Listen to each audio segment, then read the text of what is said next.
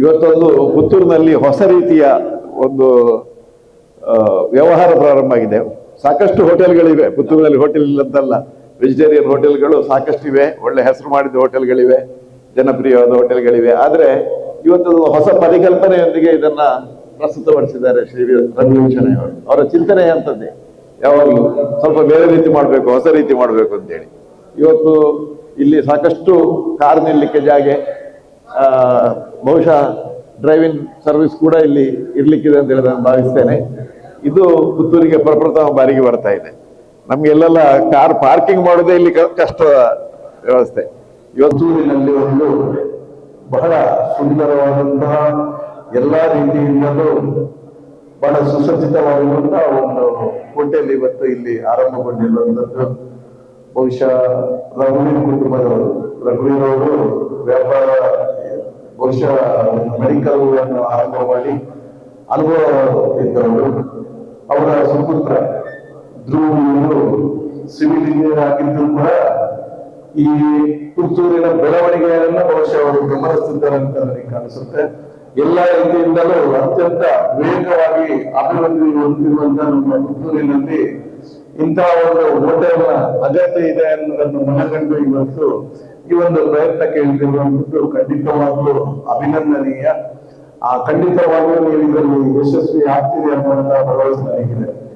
ಬೆಳೀತಾ ಇರತಕ್ಕಂತ ಪುತ್ತೂರಿಗೆ ಅನಿವಾರ್ಯವಾಗಿ ಈ ರೀತಿಯ ರೆಸ್ಟೋರೆಂಟ್ಗಳ ಅಗತ್ಯತೆಯನ್ನ ಮನಗಂಡು ಕಾಲೇಜಿನ ವಿದ್ಯಾರ್ಥಿಗಳ ಒಂದು ತಂಡದ ಜೊತೆಗೆ ಈ ಉದ್ಯಮಕ್ಕೆ ಕಾರ್ಯ ಮಾಡೋದು ಅತ್ಯಂತ ಸಂತೋಷದ ವಿಚಾರ. ಇವತ್ತು ಬೆಂಗಳೂರಿನಲ್ಲಿ ರೆಸ್ಟೋರೆಂಟ್ಗಳನ್ನ ಬೇರೆ ಬೇರೆ ನಾವು ಕಂಡಿದ್ದೇವೆ, ಆದ್ರೆ ಪುತ್ತೂರಿನಲ್ಲಿ ಕೂಡ ಆ ರೀತಿಯ ಸರ್ವ ಸುಸಜ್ಜಿತವಾಗಿರ್ತಕ್ಕಂಥ ವ್ಯವಸ್ಥೆಯ ಜೊತೆಗೆ ಇವತ್ತು ಪ್ರಾರ್ಥನಾ ರೆಸ್ಟೋರೆಂಟ್ ಆರಂಭ ಆಗಿದೆ. ನಮ್ಮೆಲ್ಲರ ಪ್ರಾರ್ಥನೆ ಇದು ಇರುವಂತದ್ದು, ಈ ಉದ್ಯಮದಲ್ಲಿ ಅವರು ಯಶಸ್ವಿಯಾಗಲಿ, ಇನ್ನಷ್ಟು ರೆಸ್ಟೋರೆಂಟ್ಗಳನ್ನ ಮಾಡತಕ್ಕಂಥ ಯೋಗಭಾಗ್ಯ ಮಹಲಿಂಗೇಶ್ವರ ದೇವರು ನೆರವೇರಿಸಲಿ ಅಂತಕ್ಕಂಥ ಆಶಯಗಳ ಜೊತೆಗೆ ಈ ಸಂಸ್ಥೆಗೆ ಶುಭವನ್ನ ಹಾರೈಸಲಿದೆ. ಇವತ್ತು ಪುತ್ತೂರಿಗೆ ದೊಡ್ಡ ಒಂದು ಹೋಟೆಲ್ ಉದ್ಯಮವನ್ನು ಆರಂಭ ಮಾಡಲಿಕ್ಕೆ ಕಾರಣಕರ್ತರ ರಘುವೀರ್ ಪ್ರಭು ಮತ್ತು ಅವರ ಕುಟುಂಬದವರಿಗೆ ನಾನು ಹೃದಯ ತುಂಬಿದ ಅಭಿನಂದನೆಯನ್ನು ಸಲ್ಲಿಸ್ತಾ, ಇವತ್ತು ಲೋಕಾರ್ಪಣೆಗೊಂಡಂತ ಈ ಒಂದು ಪ್ರಾರ್ಥನಾ ಗಾರ್ಡನ್ನ ಈ ಒಂದು ಶುಭ ಸಂದರ್ಭದಲ್ಲಿ ಉಪಸ್ಥಿರುವಂತ ಎಲ್ಲ ಗಣ್ಯರೇ, ಪುತ್ತೂರಿನ ನಾಗರಿಕ ಬಂಧುಗಳೇ, ಇವತ್ತು ತುಳುನಾಡು ಅಂತ ಹೇಳಿದ್ರೆ ಮೊದಲು ನಮಗೆ ಕಂಬಳ ನೆನಪಾಗೋದು. ಅದು ಬಿಟ್ರೆ ಹೋಟೆಲ್ ಉದ್ಯಮ, ನಮ್ಮ ದಕ್ಷಿಣ ಕನ್ನಡ ಜಿಲ್ಲೆಯ ಹೋಟೆಲ್ ಉದ್ಯಮ ಬೆಳೆದಿದೆ ಅಂತೇಳಿ. ಅಂತಹ ಹೋಟೆಲ್ ಉದ್ಯಮ ಇವತ್ತು ವ್ಯಾಪಕವಾಗಿ ದೇಶಾದ್ಯಂತ ನಮ್ಮ ದಕ್ಷಿಣ ಕನ್ನಡ ಜಿಲ್ಲೆಯ ಜನ ರುಚಿ ಮತ್ತು ಶುಚಿಯಾದಂತ ಒಂದು ವ್ಯವಸ್ಥೆಯನ್ನು ಮಾಡಿ ಜನಪ್ರಿಯತೆಯನ್ನು ಪಡ್ಕೊಳ್ಬೇಕಾದ್ರೆ ಪುತ್ತೂರಿನಲ್ಲಿ ಕೂಡ ಅಂಥದ್ದೇ ಹೋಟೆಲ್ಗಳಿರುವಾಗ ಅದಕ್ಕೆ ಇನ್ನೊಂದು ಕಿರೀಟ ಸ್ವರೂಪಿಯಾಗಿ ಬಹುಶಃ ಈ ಒಂದು ಪ್ರಾರ್ಥನಾ ಗಾರ್ಡನ್ ಇವತ್ತು ಲೋಕಾರ್ಪಣೆಗೊಂಡಿದೆ. ಬಹಳಷ್ಟು ದಿನಗಳ ಒಂದು ಬೇಡಿಕೆ ಪುತ್ತೂರಿಗೆ ಇವತ್ತು ಈಡೇರಿದೆ. ಯಾಕಂತ ಹೇಳಿದ್ರೆ ಇಂಥ ಒಂದು ರೆಸ್ಟೋರೆಂಟಿನ ಕನಸು ಯಾವಾಗೂ ಪುತ್ತೂರಿನ ಬಹಳಷ್ಟು ಮಂದಿ ನಿರೀಕ್ಷೆ ಮಾಡ್ತಾ ಇದ್ರು. ಅನೇಕ ರೆಸ್ಟೋರೆಂಟ್ಗಳಿದೆ, ಇವತ್ತು ಪೇಟೆಯಲ್ಲೇ ಇದೆ, ಪ್ರಖ್ಯಾತ ರೆಸ್ಟೋರೆಂಟ್ಗಳಿದೆ. ಆದ್ರೆ ಅದು ಪುತ್ತೂರಿನ ಜನರಿಗೆ ಸೀಮಿತವಾಗಿರುವಂತದ್ದಾದ್ರೆ ಇವತ್ತು ಈ ಬೈಪಾಸ್ ರಸ್ತೆಯಲ್ಲಿ ಪ್ರಾರಂಭಗೊಂಡಿರುವಂತ ಈ ಗಾರ್ಡನ್ ರೆಸ್ಟೋರೆಂಟ್, ಈಗಾಗಲೇ ಬಲರಾಮ್ ಆಚಾರ್ಯ ಹೇಳಿದ ಪ್ರಕಾರ ಪಾರ್ಕಿಂಗ್ ಮೊದಲಾಗಿ ನಾವು ಒಂದು ಹೋಟೆಲ್ಗೆ ಹೋಗ್ಬೇಕು ಅಂತಿದ್ರೆ ನೋಡೋದು ಫುಡ್ ಮತ್ತೆ ನೋಡೋದು ಪಾರ್ಕಿಂಗ್ ಉಂಟಾ ಅಂತ ಹೇಳಿ ನೋಡಿ ನಮ್ಮ ವಾಹನ ನಿಲ್ಲಿಸುವಂತದ್ದು. ಕನಿಷ್ಠ ಒಂದು 50-100 ವಾಹನಗಳು ನಿಲ್ಲಿಸುವ ವ್ಯವಸ್ಥೆ ಇದ್ರೆ ಅದು ನಮ್ಮ ವ್ಯಾಪಾರಕ್ಕೆ ಅನುಕೂಲ ಆಗ್ತದೆ. ದೇವರ ದಯದಿಂದ ಇಲ್ಲಿ ಬೇಕಾದಷ್ಟು ಜಾಗ ಇದೆ. ಜೊತೆಯಾಗಿ ಇವತ್ತು ಬೈಪಾಸ್ ರಸ್ತೆಯಲ್ಲಿ ಅನೇಕ ಟ್ರಾವೆಲರ್ಸ್ ಬರುವಾಗ ಪುತ್ತೂರು ಈ ಭಾಗ ಮಡಿಕೇರಿಯಿಂದ ಮಂಗಳೂರು ತನಕ ಸರಿಯಾದ ಒಂದು ವ್ಯವಸ್ಥಿತವಾದ ರೆಸ್ಟೋರೆಂಟ್ ನಾವು ಇಲ್ಲಿ ಗಮನಿಸಿರುವುದಿಲ್ಲ. ಇದೆ, ಆದ್ರೆ ಅಷ್ಟು ಪ್ರಖ್ಯಾತಿ ಆಗ್ಲಿಲ್ಲ. ಸುಳ್ಯದಲ್ಲಿ ಈಗ ಉಡುಪಿ ರೆಸ್ಟೋರೆಂಟ್ ಇದೆ ಸ್ವಲ್ಪ ಮಟ್ಟಿಗೆ, ಆದ್ರೆ ಅದಕ್ಕಿಂತಲ ಮಿಗಿಲಾಗಿ ಇವತ್ತು ಪುತ್ತೂರಿನಲ್ಲಿ ಪ್ರಾರಂಭಗೊಳ್ತಾ ಇರುವಂತದ್ದು. ಪುತ್ತೂರು ಇವತ್ತು ಬೆಳೆಯುತ್ತಿರುವಂತ ಪುತ್ತೂರು ಬೇರೆ ಬೇರೆ ರೀತಿಯಲ್ಲಿ ಬೆಳೆಯುತ್ತಿರುವಾಗ ಇದರ ಒಂದು ಅವಶ್ಯಕತೆಯು ಬಹಳಷ್ಟು ಇತ್ತು ಅಂತ ಹೇಳುವಂಥದ್ದು. ಇಂತಹ ಒಂದು ರೆಸ್ಟೋರೆಂಟಿನ ಅವಶ್ಯಕತೆ ಇತ್ತು. ಅದನ್ನು ಇವತ್ತು ಇದಕ್ಕೆ ಸಂಬಂಧಪಟ್ಟಂತವರು ಬಹಳ ಚೆನ್ನಾಗಿ ನಮ್ಮ ನಿರೀಕ್ಷೆಗೂ ಮೀರಿ ಒಳ್ಳೆ ರೀತಿಯಲ್ಲಿ ಮಾಡಿದ್ದಾರೆ. ಮುಂದೆ ದೇವರ ಮಾಲಿಂಗೇಶ್ವರ ದೇವರ ಇಲ್ಲಿ ನಾವು ಪ್ರಾರ್ಥನೆ ಮಾಡಿದಾಗೆ ಇಲ್ಲಿ ಆ ಆಹಾರಗಳು ಫುಡ್ ಒಳ್ಳೆ ರೀತಿಯ ಆಹಾರ ಬಂದವರು ಎಲ್ರಿಗೂ ಸಿಕ್ಕಿದಾಗ ಪಾರ್ಕಿಂಗ್ ಒಂದೇ ಇದ್ರೆ ಸಾಕಾಗುದಿಲ್ಲ.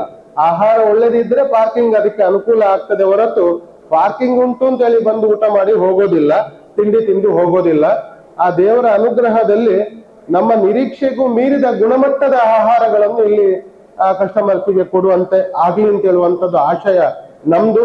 ಹಾಗೂ ಪುತ್ತೂರಿನಲ್ಲಿ ಇಂಥ ಒಂದು ರೆಸ್ಟೋರೆಂಟ್ ಮಾಡಲು ಮನಸ್ಸು ಮಾಡಿ ಬಹಳಷ್ಟು ದೊಡ್ಡ ಜಾಗದಲ್ಲಿ ಒಳ್ಳೆಯ ರೀತಿಯಲ್ಲಿ ಅದನ್ನು ಸಂಘಟನೆಯನ್ನು ಮಾಡಿರುವಂತವರೆಲ್ಲರಿಗೂ ವಿಶೇಷವಾಗಿ ಈ ರೀತಿಯ ದೊಡ್ಡ ಕೊಡುಗೆಯನ್ನ ಪುತ್ತೂರಿಗೆ ಕೊಟ್ಟಿದ್ದಕ್ಕೆ ವಿಶೇಷವಾಗಿರ್ತಕ್ಕಂಥ ಅಭಿನಂದನೆಗಳನ್ನ ಸಲ್ಲಿಸಲಿಕ್ಕೆ ನಾನು ಇಚ್ಛೆ ಪಡ್ತಾ ಇದ್ದೇನೆ.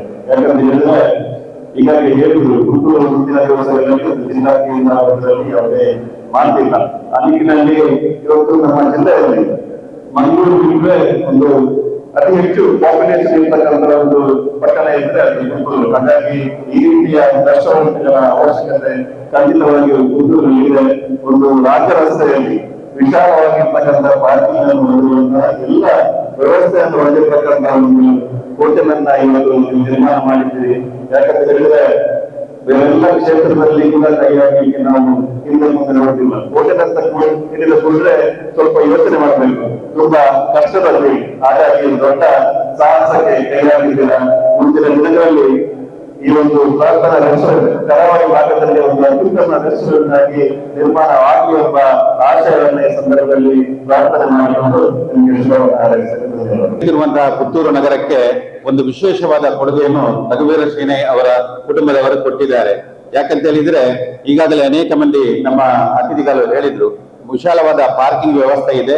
ಇನ್ನು ಮಂಗಳೂರಿಂದ ಮಡಿಕೇರಿ ಹೋಗುವಂತಹ ಅನೇಕ ಈ ಹೈವೇಲಿ ಹೋಗುವಂತಹ ಅನೇಕ ಮಂದಿಗೆ ಪುತ್ತೂರಲ್ಲಿ ಒಂದು ವಿಶಾಲವಾದ ಪಾರ್ಕಿಂಗ್ ಮಾಡಿ ಒಂದು ತಿಂಡಿ ತಿನ್ನುವಂತಹ ಒಂದು ವ್ಯವಸ್ಥೆಯನ್ನು ಮಾಡಿಕೊಟ್ಟಿದ್ದಾರೆ. ತಮ್ಮ ಮುಖಾಂತರ ಒಂದು ರುಚಿಯಾದಂತಹ ತಿಂಡಿ ತಿನಿಸುಗಳನ್ನು ಕೊಡುವುದರ ಮೂಲಕ ಉತ್ತರೋತ್ತರ ಅಭಿವೃದ್ಧಿ ಆಗಲಿ ಈ ಸಂಸ್ಥೆ ಅಂತೇಳಿ ಶುಭವನ್ನು ಹಾರೈಸಿ ನನ್ನೆರಡು ಮಾತನ್ನ ಕೊನೆಗೊಳಿಸ್ತೇನೆ. ಬಹಳ ಸಂತೋಷ ಆಗ್ತದೆ. ಯಾಕೆಂತ ಹೇಳಿದ್ರೆ ನಮ್ಮ ಪುತ್ತೂರಲ್ಲಿ ಕೂಡ ಒಂದು ಒಳ್ಳೆಯ ಒಂದು ರೆಸ್ಟೋರೆಂಟ್ ಬಂದಿದೆ. ಯಾಕೆಂತ ಹೇಳಿದ್ರೆ ಈಗಾಗಲೇ ಮಾತಾಡಿದವರೆಲ್ಲ ಹೇಳಿದ್ರು, ಅಂದ್ರೆ ಮೇಯ್ನ್ ಆಗಿ ಪಾರ್ಕಿಂಗ್ ಮತ್ತೆ ಶೌಚಾಲಯ ಮತ್ತೆ ಒಳ್ಳೆಯ ತಿಂಡಿ ತಿನಿಸುಗಳು ಸಿಕ್ಕಿದ್ರೆ ಎಲ್ಲ ಕಡೆಯಲ್ಲಿ ಈಗ ಜನರು ಅಟ್ರಾಕ್ಟ್ ಆಗಿ ಅಲ್ಲಿ ಬರ್ತಾರೆ. ಪ್ರಾರ್ಥನಾ ರೆಸ್ಟೋರೆಂಟ್ನ ಶುಭಾರಂಭದಲ್ಲಿರುವಂತಹ ಎಲ್ಲ ಅತಿಥಿ ಗಣ್ಯರೇ ಹಾಗೂ ನಡೆದಿರುವ ಎಲ್ಲ ಸಜ್ಜನ ಬಂಧುಗಳೇ, ಮಹಿಳೆಯರೇ, ಮಾಡಿ ನಮ್ಮ ಧ್ರುವ ಅವರು ಸಿವಿಲ್ ಇಂಜಿನಿಯರ್. ಅತ್ಯಂತ ಸಂತೋಷದ ವಿಷಯ, ಅವರು ಆ ಸಿವಿಲ್ ಇಂಜಿನಿಯರ್ನ ಕಾನ್ಸೆಪ್ಟ್ನ ಜೊತೆಗೆ ಈ ಒಂದು ಹೋಟೆಲ್ ಉದ್ಯಮವನ್ನು ಪ್ರಾರಂಭಿಸಿದ್ದಾರೆ. ಅತ್ಯಂತ ಖುಷಿ ಏನಂದ್ರೆ, ನಮ್ಮ ಸಿವಿಲ್ ಇಂಜಿನಿಯರಿಂಗ್ ನಲ್ಲಿ ಒಂದು ಟೌನ್ ಪ್ಲಾನಿಂಗ್ ಅಲ್ಲಿ ಮುಖ್ಯವಾಗಿರುವಂತದ್ದು ಒಂದು ಒರಿಜಿನಲ್ ಗ್ರೋತ್ ಅಂತ ಹೇಳ್ತಾರೆ. ಅಂದ್ರೆ ಒಂದು ಪಟ್ಟಣ ಬೆಳಿಬೇಕಂದ್ರೆ ಅದು ಒರಿಜಿನಲ್ ಆಗಿ ಮೊದಲು ಡೆವಲಪ್ಮೆಂಟ್ ಆಗಬೇಕು. ಆಗ ಆದಷ್ಟು ಇಲ್ಲಿಯ ಡೆವಲಪ್ಮೆಂಟ್ಗಳು ಮತ್ತೆ ವಿಸ್ತಾರವಾಗ್ತದೆ. ಬಹುಶಃ ನಮ್ಮ ಹಿರಿಯರು ಈ ಒಂದು ಬೈಪಾಸ್ ರಸ್ತೆಯನ್ನು ಮಾಡುವ ಸಂದರ್ಭದಲ್ಲಿ ಇದೇ ಒಂದು ಕಾನ್ಸೆಪ್ಟ್ ಅನ್ನು ಇಲ್ಲಿ ಮಾಡಿದ್ರು. ಯಾಕಂದ್ರೆ ಸಿಟಿಯ ರಸ್ತೆ ಅಲ್ಲಿ ನಮ್ಮ ಕಂಜೆಸ್ಟ್ ಆಗ್ತದೆ. ಮುಂಬರುವ ದಿನಗಳಲ್ಲಿ ಇಲ್ಲಿ ವಾಹನ ದಟ್ಟಣೆ ಜಾಸ್ತಿ ಆಗುವಾಗ ಈ ಒಂದು ಬೈಪಾಸ್ ಬೇಕು ಅಂತ ದೂರದೃಷ್ಟಿಯಿಂದ ಒಂದು ಬೈಪಾಸ್ ಮಾಡಿದ್ರು.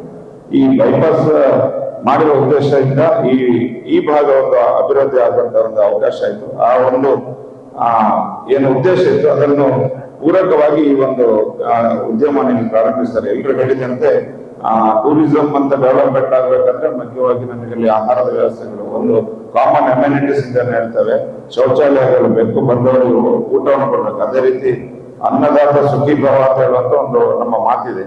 ಅನ್ನವನ್ನು ಕೊಡುವುದು ಕೂಡ ಒಂದು ದೊಡ್ಡ ಪುಣ್ಯದ ಕೆಲಸ.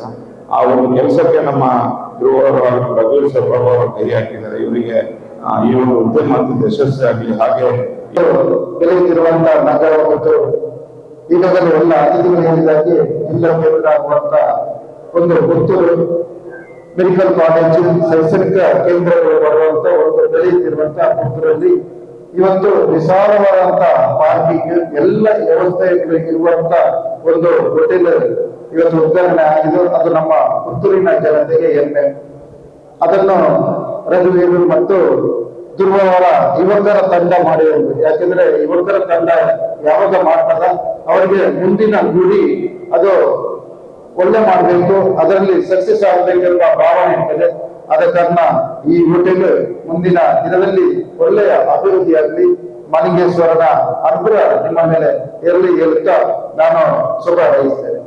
ಸ್ನೇಹಿತರೆ, ಇವತ್ತು ನಮ್ಮ ಪುತ್ತೂರಿನ ಹೆಬ್ಬಾಗಿಲಿನಲ್ಲಿ ಇವತ್ತು ಪ್ರಾರ್ಥನಾ ವೆಜ್ ರೆಸ್ಟೋರೆಂಟ್ ಇವತ್ತು ರಘುವೀರ್ ಪ್ರಭುವಿನ ಮಾಲಕತ್ವದಲ್ಲಿ ಶುಭಾರಂಭಗೊಂಡಿದೆ. ಇವತ್ತು ಇದು ಶುಭಾರಂಭಗೊಂಡದ್ದು ರಘುವೀರ್ ಪ್ರಭುಗಳಿಗೆ ಮಾತ್ರ ಅಲ್ಲ, ಇಡೀ ನಮ್ಮ ಮಾನವ ಕುಲಕ್ಕೆ ಇವತ್ತು ಇದರಿಂದ ಪ್ರಯೋಜನ ಉಂಟಂತೇಳಿ ಈ ಸಂದರ್ಭದಲ್ಲಿ ನಾನು ಹೇಳ್ತೇನೆ. ಯಾಕಂತ ಹೇಳಿದ್ರೆ ನನಗೆ ಜೀವನದಲ್ಲಿ ಎಷ್ಟು ದುಡ್ಡು ಕೊಟ್ರು, ಎಷ್ಟು ಚಿನ್ನ ಕೊಟ್ರು, ಎಷ್ಟು ವಾಹನ ಕೊಟ್ರು ಸಾಕು ಅಂತೇಳಿ ನಮ್ಮ ಬಾಯಿಂದ ಬರುವುದಿಲ್ಲ. ಸಾಕು ಅಂತೇಳಿ ನಾವು ಬಂದ್ರೆ ರಘುವೀರವರ ಹೋಟ್ಲಿಗೆ ಬಂದು 2 ಮಸಾಲೆ ದೋಸೆ ತಿನ್ನುವಾಗ ಸಾಕು ಅಂತೇಳಿ ಬರ್ತದೆ. ಆದ್ರಿಂದ ಒಳ್ಳೆ ಕೆಲಸ ಕಾರ್ಯವನ್ನು ಇವತ್ತು ಮಾಡಿದ್ದಾರೆ. ಇವತ್ತು ನೋಡಿ, ಇವತ್ತು ಎಷ್ಟೋ ನಾನಿಲ್ಲಿ ಕೇಳಿಕೊಂಡೆ 60 ಜನ ಕಡು ಬಡವರಿಗೆ ಇವತ್ತು ಇಲ್ಲಿ ಕೆಲಸ ಕೊಡುವ, ಉದ್ಯೋಗ ಕೊಡುವಂತ ಕೆಲಸವನ್ನು ಕೂಡ ಮಾಡಿದ್ದಾರೆ. ಇವತ್ತು ನಮ್ಮ ಪುತ್ತೂರಿನಲ್ಲಿ ಅಭಿವೃದ್ಧಿ ಹೊಂದುತ್ತದೆ, ಉದ್ಯಮಗಳು ಹೆಚ್ಚಾಗಬೇಕು. ಉದ್ಯಮ ಹೆಚ್ಚಾದ್ರೆ ಎಲ್ಲರಿಗೂ ಕೆಲಸ ಸಿಕ್ಕುವಂತ ಕೆಲಸ ಆಗ್ತದೆ, ಪುತ್ತೂರು ಅಭಿವೃದ್ಧಿ ಹೊಂದುತ್ತದೆ.